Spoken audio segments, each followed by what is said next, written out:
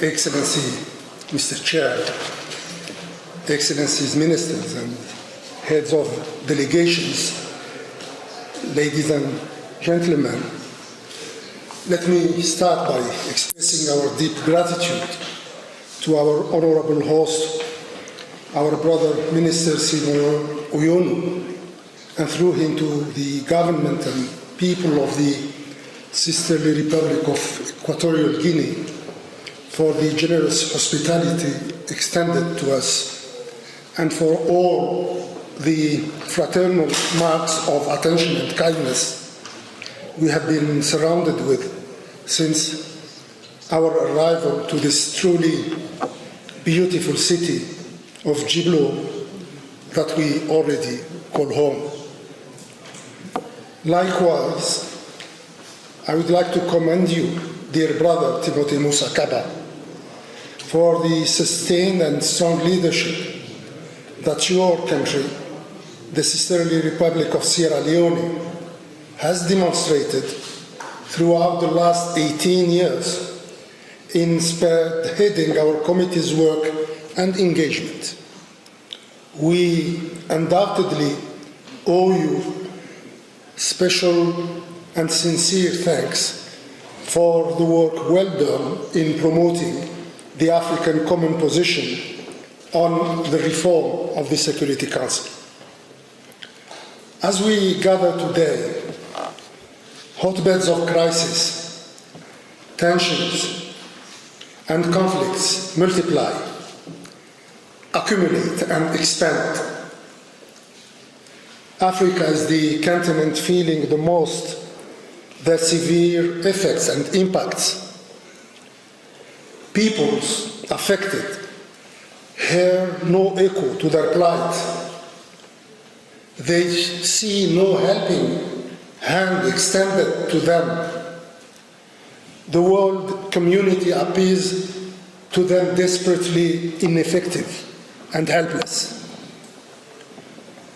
The system of collective security is going through a global crisis.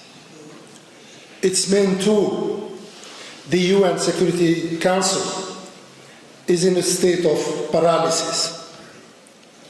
More and more concerns are being voiced regarding this situation, and more appeals are being made to remedy that same situation, to prevent it from deteriorating further and getting out of control. Let us say in unequivocal terms that Africa stands ready to contribute its fair share to the collective effort aimed at tackling this unfortunate world state of affairs with commitment, resolution, and dedication. This applies to the reform of the UN Security Council. As we look at the recent developments in this regard, we are particularly delighted by the wide support to African Common Position continues to enjoy among UN member states and interest groups. We take this as a token of recognition of both the legitimacy and the relevance of Africa's long-standing demand as articulated in the Ezulwini Consensus and the Sirte Declaration. Moving forward, this delegation is of the view that our committees ought to remain fully engaged in the intergovernmental negotiations process.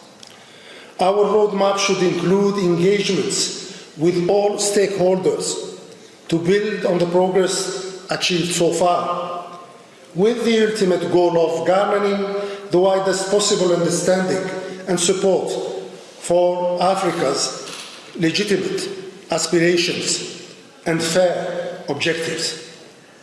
In our collective, fair and sound assessment, the African Common Position is different from all other positions expressed within the IGN so far.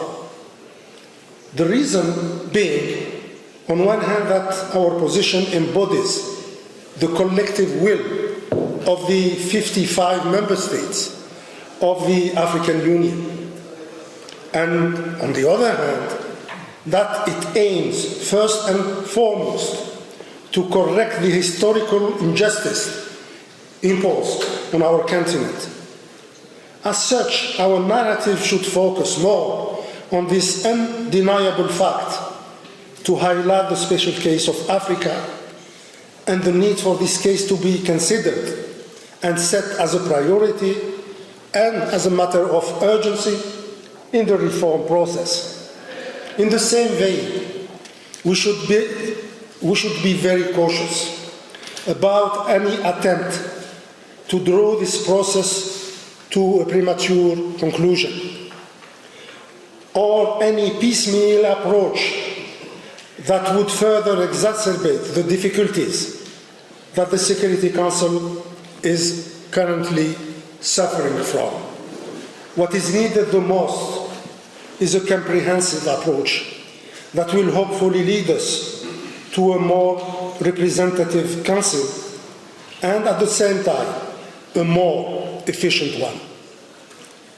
We are fully aware that the relationship between representation and effectiveness is a very complex one. Representation alone cannot ensure and guarantee effectiveness. And effectiveness without better and fairer representation would unavoidably prove both unrealistic and unachievable. From our perspective, this dilemma can be overcome if we extend the debate to include the rules governing the functioning of the Security Council, its decision-making process, as well as its interactions with the wider UN system. In other words, all the clusters identified in the reform process should be dealt with simultaneously and in a comprehensive, coherent, and global manner. Last but not least, we all agree that Africa, speaking with one voice on this issue and on all other matters affecting our continent, is a must. We have all seen how this paid off, with the African Union becoming recently a full member of the G20. We should therefore give due consideration to the compelling need to put our house in order by getting all African countries recommit and re-engage under the umbrella of the African Common Position on the UN Security Council reform. We are indeed duty-bound to remain faithful to our common position because it is sound, because it is fair, and because it is fully responsive to our collective concerns and interests. This is, in our view, the only way forward to ensure that our collective voice works in this process towards promoting a healthy multilateral system grounded on the rules, principles, and ideals enshrined in the UN Charter. I thank you very much for your very kind attention.